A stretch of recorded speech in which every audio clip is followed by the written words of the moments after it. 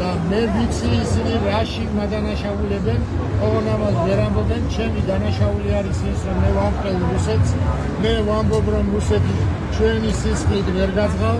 და მე ვამბობ იმას, რომ საქართველო მიიტაცა ივანიშვილმა, მე ვამბობ იმას, რომ ივანიშვილმა გაანადგურა საქართველოს კათოლიკოს პატრიარქი და პლიუს ეკლესია თავისი პრეცების გამოყენებით, მე ვამბობ იმას, რომ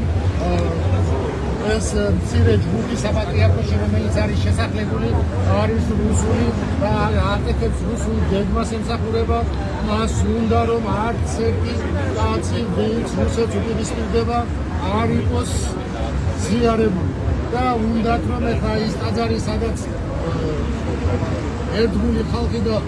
მილები და პატრიოტები ეზიარებიან ჩემთან ქვემო ბეთლემში, ისიც წაართვან ამ ხალხს, მე ისინი ვერაფერს ვერ წამართვიან, მაგრამ ამ ხალხს წაართვიან და ეს სამწუხაროა, მაგრამ ჩვენ მაინც გავიმარჯვებთ. შეუძლებელია ჩვენ დავმარცხოთ. მე უფრო